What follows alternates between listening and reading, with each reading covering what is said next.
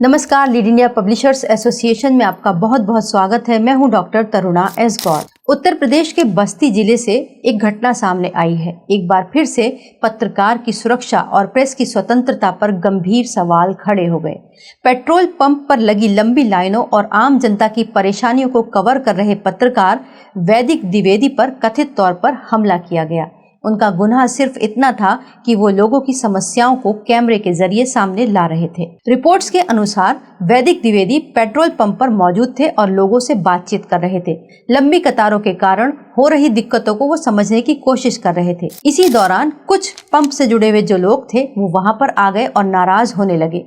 उन्होंने सीधे पत्रकार पर हमला कर दिया। उन्होंने कोई भी इंटरेक्शन नहीं किया, सीधे अटैक किया। इसमें हमलावर का नाम तरुण सिंह बताया जा रहा है। ये घटना कोई अकेली नहीं है।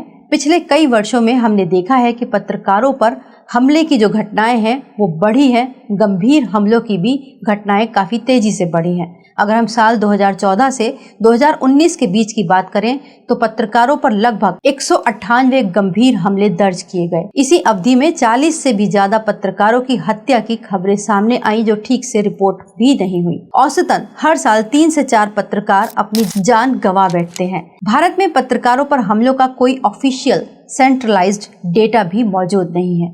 इन आंकड़ों का कोई भी एक आधिकारिक रिकॉर्ड तक नहीं है। ये हमने अलग अलग घटनाओं और रिपोर्ट पर आधारित एक फैक्ट आपके सामने रखा। और सबसे चौंकाने वाली बात यह है कि NCRB यानी नेशनल क्राइम रिकॉर्ड ब्यूरो खुद मानता है कि वो ऐसे मामलों को अलग से रिकॉर्ड नहीं करता। यानी कि पत्रकारों के जो ऊपर जो अटैक होते हैं उनको वो किसी अलग तरीके से रिकॉर्ड नहीं करते, बस सामान्य तरीके से हमले की तरीके से ही रिकॉर्ड किए जाते हैं। ये बात तो संसद में भी कबूल की गई थी जब साल 2017 में एक समेकित डेटा मांगा गया कि भारत में कितने राज्यों में पत्रकारों पर हमले हुए। मेरे पास वो लिस्ट है जिसमें कई राज्यों के अंदर पत्रकारों पर हमले का जो रिकॉर्ड था वो 0 था। वेस्ट बंगाल में कई साल ऐसे बीते 2017 से लेकर 2024 तक जिसमें पत्रकारों के ऊपर अटैक 0 दिखाया, क्योंकि पुलिस उन्हें अलग से रिपोर्ट ही नहीं करती। यही वजह है कि पत्रकारों पर अटैक इतने सामान्य लगते हैं। प्रेस फ्रीडम की अगर हम भारत में बात करें तो वैश्विक स्तर पर भी भारत की स्थिति चिंताजनक बनी हुई है।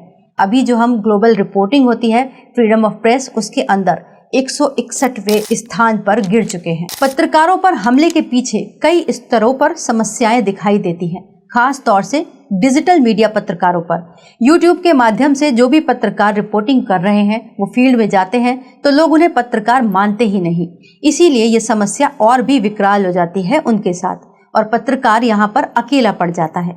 ऐसे में स्थानीय स्तर पर जो दबंगई करने वाले लोग हैं, गुंडे टाइप के लोग हैं या फिर माफिया हैं, वो पत्रकार को दबाने की कोशिश करते हैं। उन्हें लगता है कि ये अकेला है और जब ये पुलिस के पास पहुंचेगा तो उल्टा पुलिस इसे ही प्रताड़ित करेगी और सवाल पूछेगी, प्रेस ID दिखाओ कहेगी और फिर उल्टे पत्रकार को ही फटकारेगी कि बिना लाइसेंस के कैसे पत्रकारिता कर सकते हो।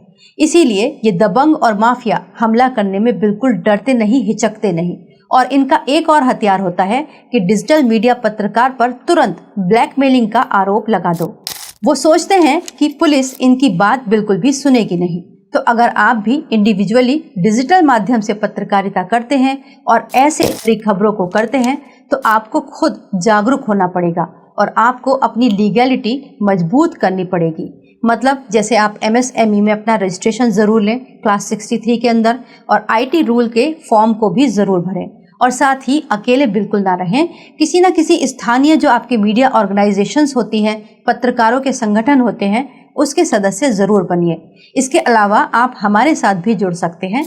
हमारे सहयोग से आप अपनी लीगल वैलिडिटी मजबूत कर सकते हैं, अपनी आइडेंटिटी बना सकते हैं। मीडिया टाई अप करने के बाद आप हमारे साथ सहयोग के साथ प्रेस आई कार्ड इशू कर पाएंगे अपनी ही ऑर्गेनाइजेशन के नाम से।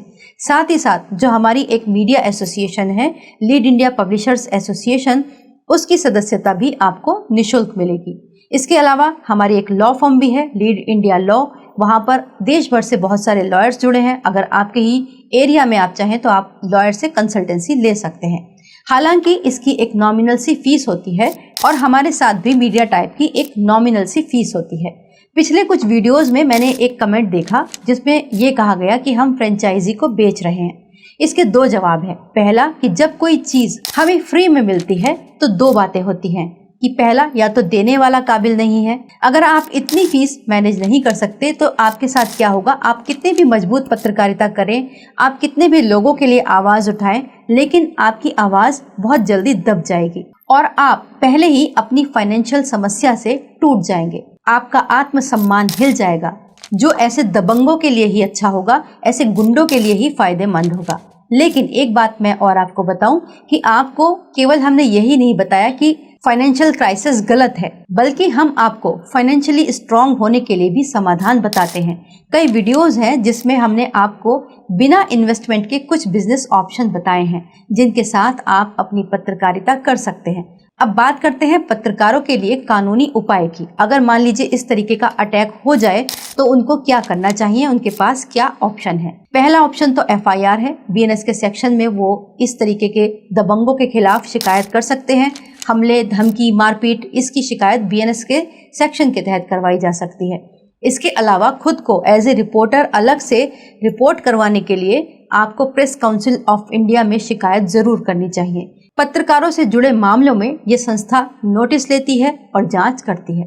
इसके अलावा आप वरिष्ठ पुलिस अधिकारियों से भी शिकायत कर सकते हैं, या फिर मामला बहुत बड़ा हो जाए तो आप अपने फंडामेंटल राइट के हनन के लिए हाई कोर्ट में रिट भी दाखिल कर सकते हैं। तो इस वीडियो के माध्यम से हमने आपको आज के पत्रकारिता के सीन बताने की कोशिश की कि किस तरीके से डिजिटल मीडिया के पत्रकार जो कितनी मेहनत और कितनी जान जोखिम में डालकर अपनी पत्रकारिता करते हैं, लेकिन ना तो उनका जनता साथ देती है और ना ही सरकार। यहाँ तक कि पुलिस प्रशासन तो उन्हें पहले ही शक की नजरों से देखता है।